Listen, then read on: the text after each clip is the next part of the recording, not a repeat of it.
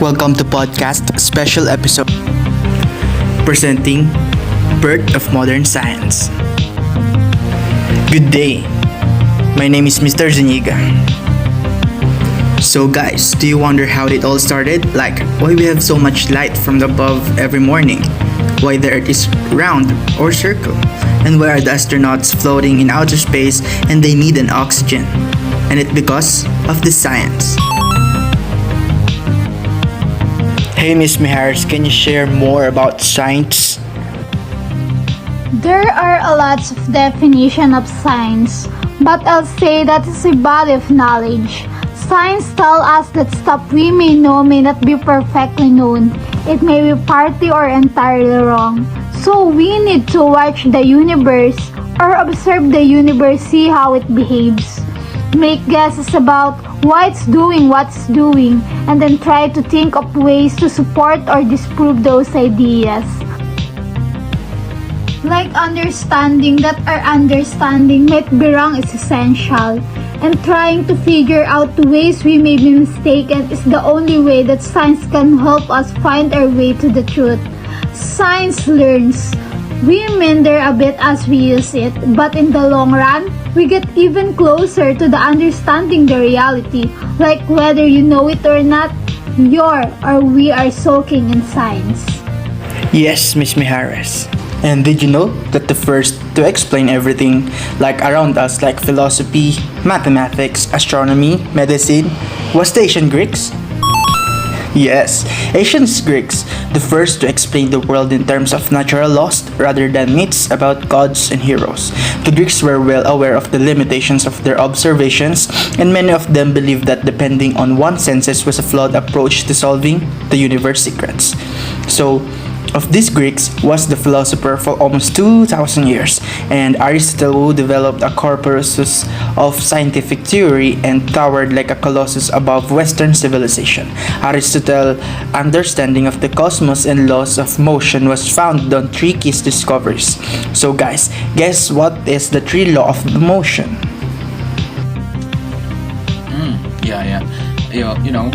Unless pushed upon by a force, every object travels in a straight line, and an object's acceleration is proportional to the net force applied and inversely proportional to the mass of the object, And lastly, for every action, so there is an equal and the opposite reaction. Okay, Mr. Gomez, I'm impressed. And there was the theory of the elements like fire, air, water, and they may be changed into one another using a mix of hot, dry, wet, or cold. This was the rudimentary concept of chemical transformation. So the theory of the Democritus atomic, he is a Greek philosopher that he believes that everything is made of atoms, which are basically indivisible but not mathematically. So there is an empty space between atoms. We all know, the atoms are unbreakable. And something you didn't mention earlier, that the woods is made of earth. It is because due to its solidity. So the fire, due to its ability to burn. And about the air, so because the ash left behind floats on top of the water. If you imagine that. So the stars, sun, planets, and moon all appear to the orbit. The earth is a perfect circle, according to the observation. Finally, all fallen things appear to be falling toward the Earth's center. So Aristotle's law of motion saw that heavier object, like let's say that made of earth and water, he observed that heavier earth and water things had a propensity to fall or sink toward the Earth's center. He called these natural motions. That's what he believed. Hey Mr. Lavapi, can you more explain the Aristotle theories? Did you know that Aristotle's theories relied very little on experiment, which left them vulnerable to anyone who chose to perform such experiments? And the new set of theories slowed down the creation by Aristotle. The new observation would be made that seemed to contradict Aristotle's theories. This will lead to new explanations, but always framed in the context of the old beliefs. And did you know that the first person who started this slow process of dismantling Aristotle's cosmology was Copernicus? His findings would reinforce the process of finding new explanations, which would lead to the work of Kepler and Galileo. The work of these three men would lead to many new questions and theories about the universe until Isaac Newton would take the new data and synthesize it into a new set of theories that more accurately explain the universe. Let's talk about Nicholas Copernicus. He was a Polish scholar working at the University of Padua in northern Italy. By the 1500s, the model of the universe had some 80 epicycles attached to 10 crystalline spheres, one for the moon, sun, and each of the 5 known planets. Epicycle is a small circle whose center moves around the circumference of a larger one. Copernicus' solution was basically geometry, by placing the sun at the center of the universe and having the earth orbit it. Laid the foundations for a revolution in how Europeans would view the world and its place in the universe. Copernicus' intention was not to create a radically new theory, but to get back to even older ideas by such Greeks as Plato and Pythagoras, who believed in a heliocentric, means sun-centered universe. So guys, do you know that Tycho Brahe used only the naked eye to track the entire orbits of various stars and planets? Even the astronomers would only track part of an orbit at a time and assume that orbit was a perfect circle. What?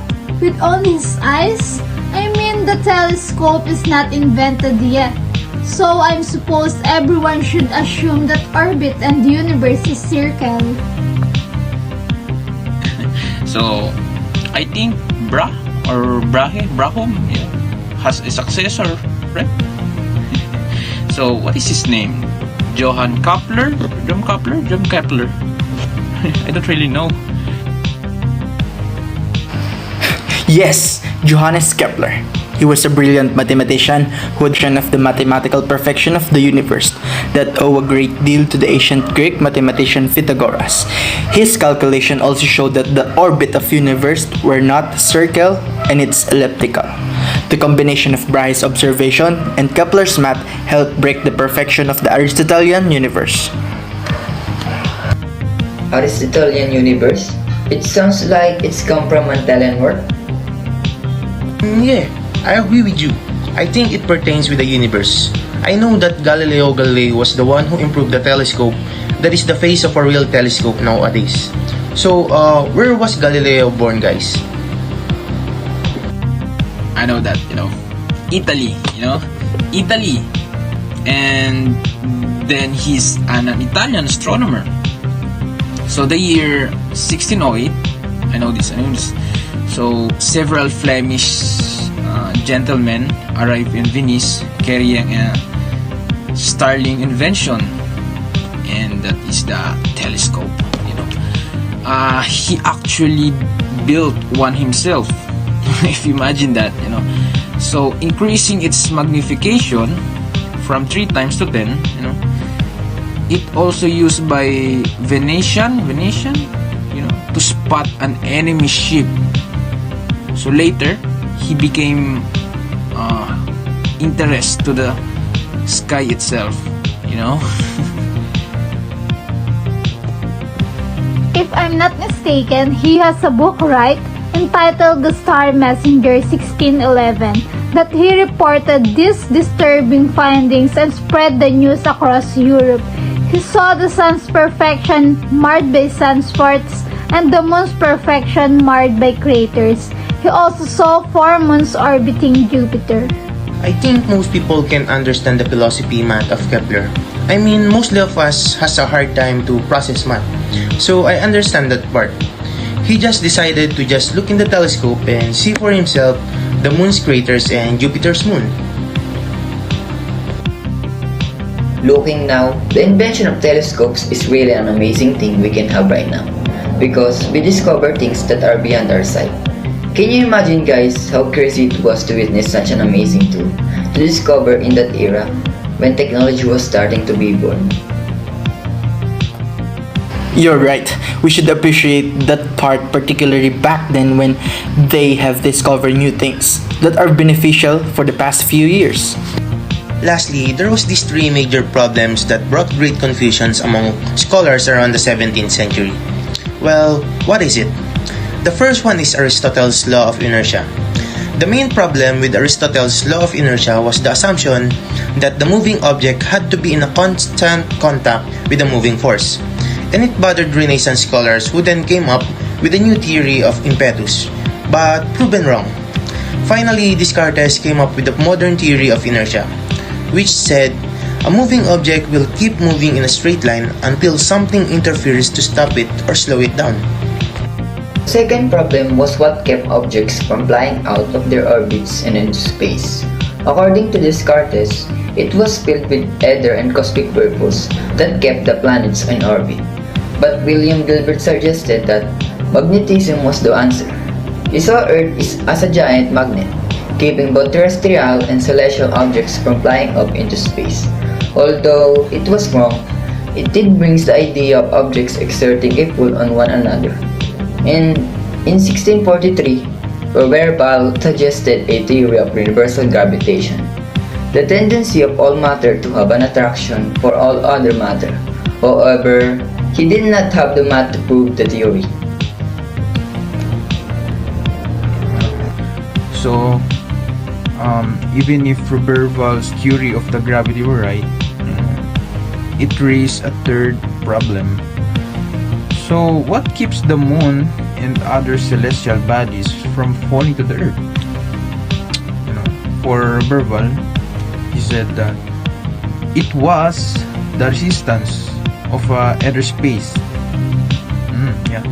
So, in 1655, Alfonso Borelli, he suggested that centrifugal force is a mathematician named Huygens that he figured out that the formula for a centrifugal force, but he also believed in a circular motion. So, and there was still the problem of what they keep the sun, moon, planets, and stars in their orbits. Thank you all for taking the time to listen to what I had to say.